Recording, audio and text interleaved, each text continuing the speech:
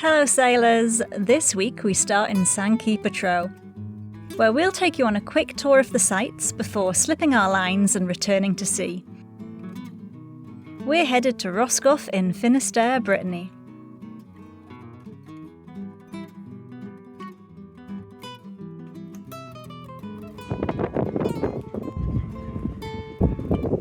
So Tom Cunliffe says that at low water springs the ramps to shore can be cardiac inducing. Now this is low water neeps. Whoo! Yeah, this is steep. Might even rival Boulogne-sur-Mer.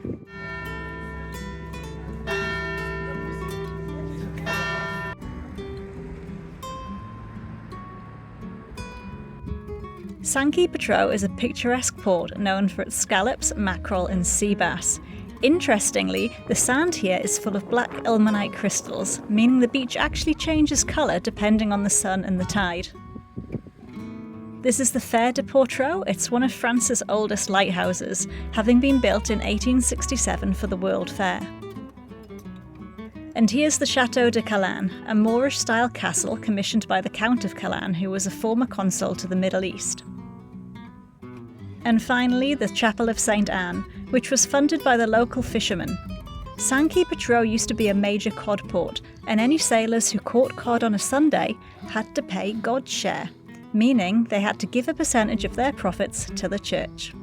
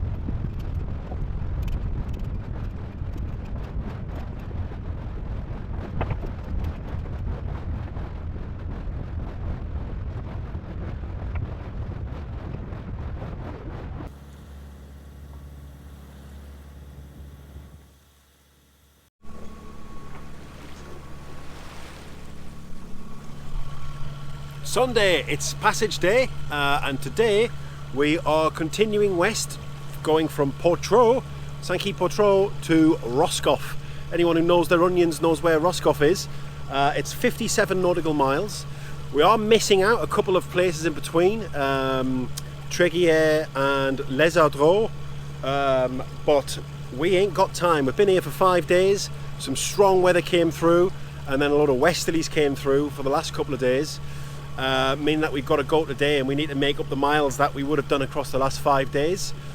There's no wind today, there's no wind tomorrow, there's no wind the day after. So yeah, we are going to be there, going from about 7:30 this morning till about 6 o'clock tonight, so it's a long one. And if we look at the passage, there's the overall passage there, there's it for context. So we've got about 18 miles to come up here. We go around in between the Ile de Brat and this plateau here, all nicely marked with cardinal markers, so it shouldn't be too much bother. Around Ile Blanche here, and there's Les Eaux de Brat, all around the outside, all marked nicely. We continue west, we're going to go inside here and approach Roscoff from the north. No issues getting into Roscoff, it's fine, apart from the tide, of course. Speaking of which, Monty Marina was recommended to me on the forum. Really good information on Brittany in general, including a really detailed tidal atlas, so thoroughly recommend that if you want to give Monty Marina a Google. And what it showed us is that this section of the passage going up the coast, 2 hours before high water Cherbourg, there is a north-going stream up this coast before the tidal stream at the top stops going east.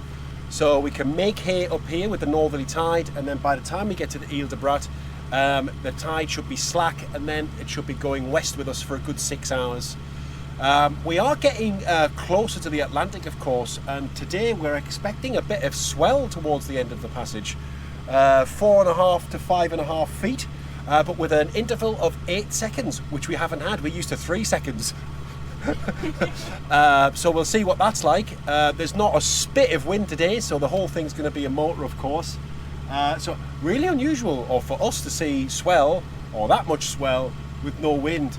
So I think we're getting into new zones of water where things are going to be slightly different for us. So it's exciting. You can see the tide rushing past that east cardinal marker there, creating wake on the right hand side of it. Amazing.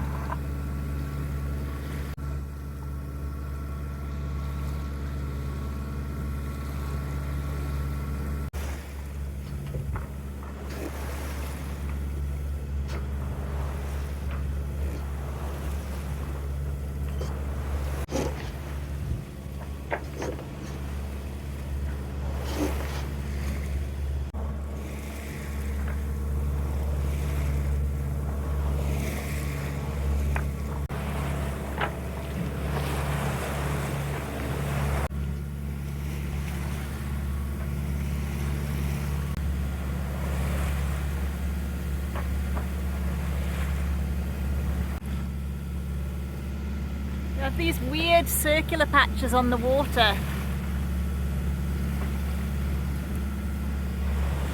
And the occasional bit of swell coming through. Not a lot, but I imagine it's horrible here sometimes.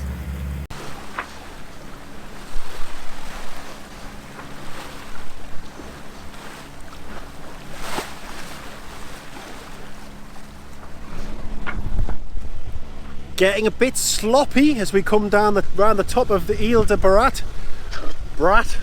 whatever. I think Phare's right. I mean, there must be 3 knots of wind today.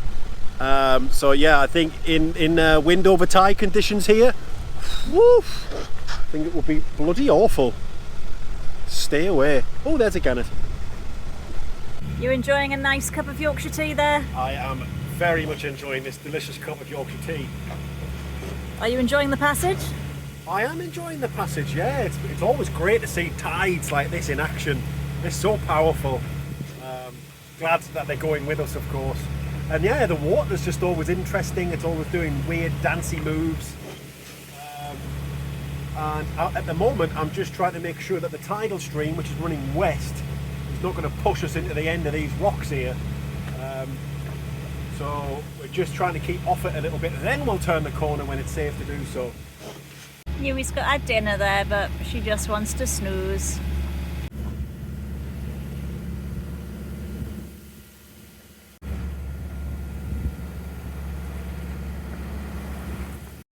Just coming around the top of the rocks of Brehat. Wow, no wind at all, and doesn't half just kick up a sea.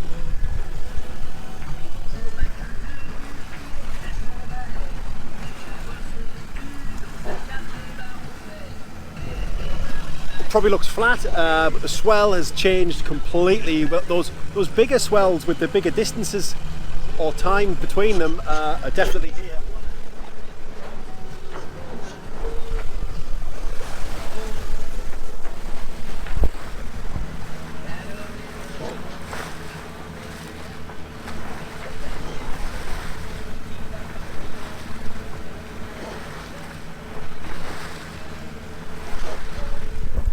Wow, it looks like there's like a hill in between each, like a valley in between each of the bits of swell. Again, wow, I'm glad we're here when it's benign conditions.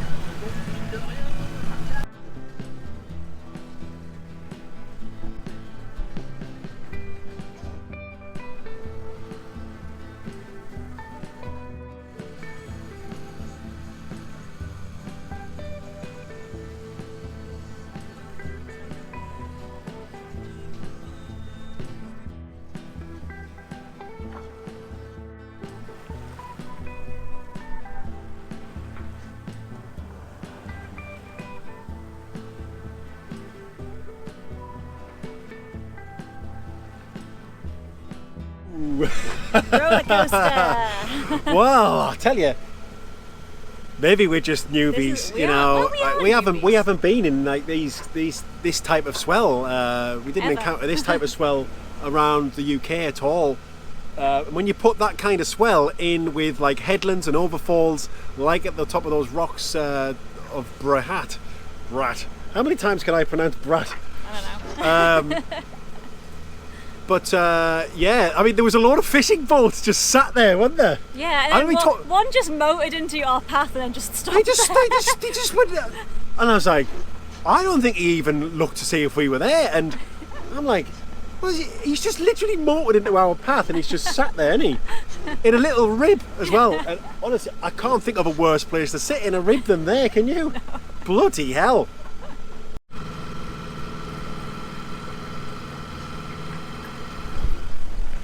Okay, so Riette. Quick pot check. I haven't gone on about this, have I? But I need to. So I was at a butcher the other day when we first got to France, and I was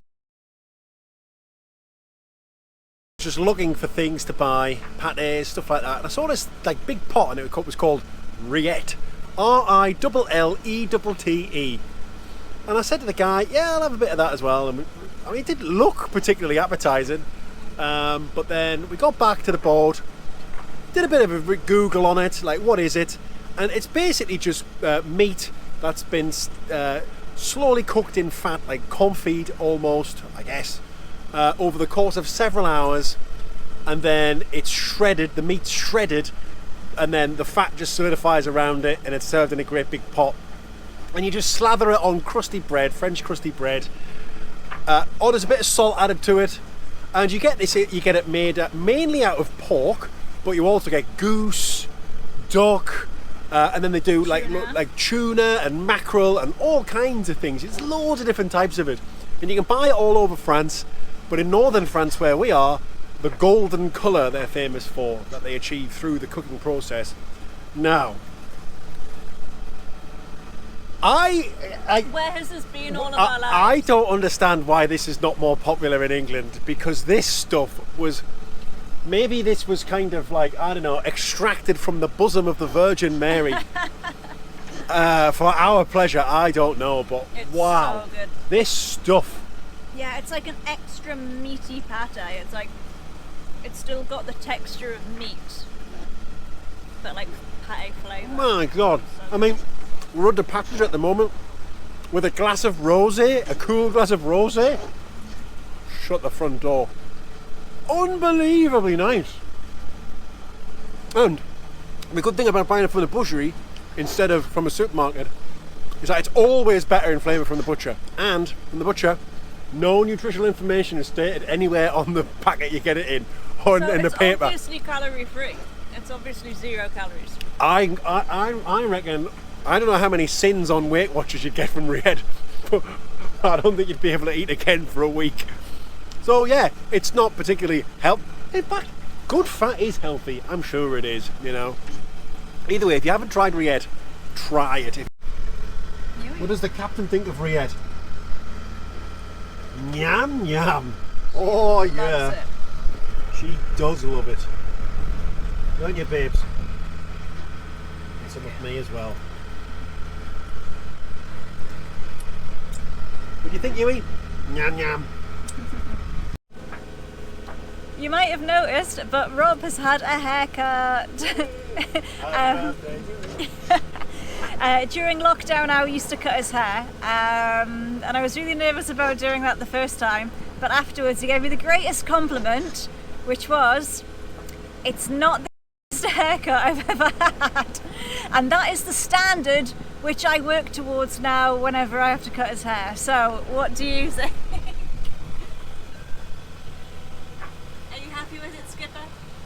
Hey, it saved me €25, so I'm over the moon with it. Yes, that buys us more Riette. Yes, it does. Oh, we should be in Roscoff earlier than anticipated, although if I was going to do this journey again, I would set off a little bit earlier. I would go maybe 3 hours before high water Cherbourg from Portrieux. and I think you would absolutely hammer into Roscoff. I think we're going to lose some speed here in the last hour, but we'll see. An hour to go! Still doing 6 knots, I've no idea how, but we'll take it. We don't need to know how, we just need to keep going. Today has been mainly brought to you by Black and White. It's been one of those monochromatic days where everything looks like it's in black and white. Featureless, the visibility's not great. We might be 6 miles away, but I still can't see Roscoff. Just coming into Roscoff now. The dory boat's been out to see us. Fishes cross tide stream coming into the entrance. I aimed about 30 metres up and I'm still having to adjust now. So yeah, want to be careful of. There's Phare. Bonjour. She lives on this boat too.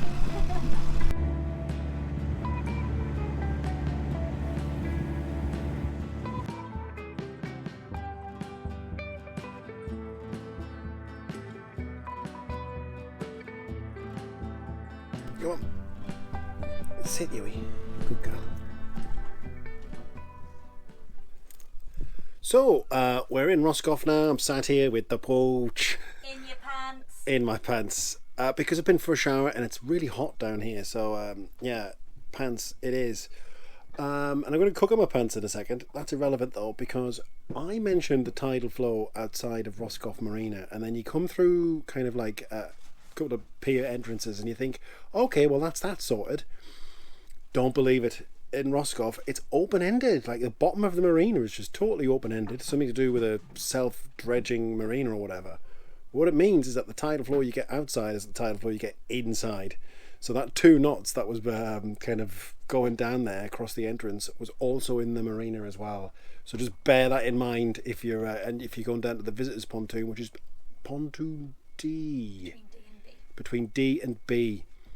The guy in the dory didn't tell me until way too late which berth we were going into, and it was far too late to make the turn into the row required. So yeah, motor shenanigans ensued, but yeah, just be careful with it. Nice place overall though. €45 a night, which is about £38 for a 12-metre boat. Pretty much the same as everywhere else we've been. It's all been that. Showers are nice, and I'm going to cook some hammock and chips.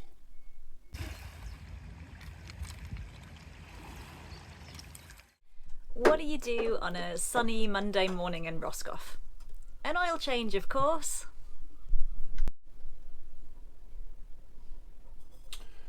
So Westerbeek oil filters cost a fortune, 32 quid for an oil filter. Apparently this is a marinized Mitsubishi engine, and you can use the Mitsubishi oil filter. I've just compared the sizes and well, there's certainly different lengths. I don't know whether this fitting here is the same size, but worst case scenario we're going to have to use the old oil filter if it doesn't fit. So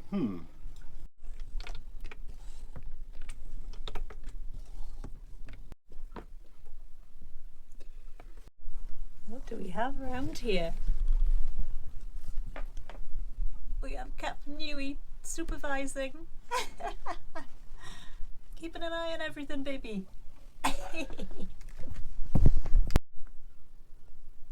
Is that the same size? So the new one seems to fit. We've just got some new oil on it, ready to You're okay there? I'm sweating my arse off, man. It's boiling in there. Talk about confined spaces. I think this was designed by whoever designed where the oil filter goes in this engine also designed the Ocean 70 Lumar hatch.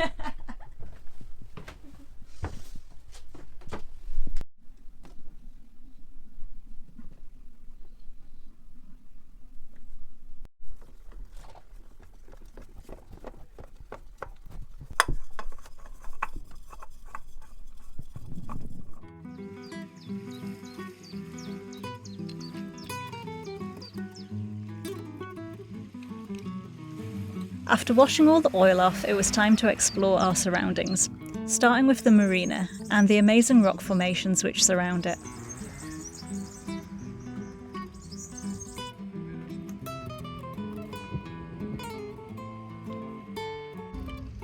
It was a 20-minute walk into town, where the drying harbour and lighthouse are. It was lovely to walk through the sunny cobbled streets of old stone buildings, linked by bunting blowing gently in the breeze.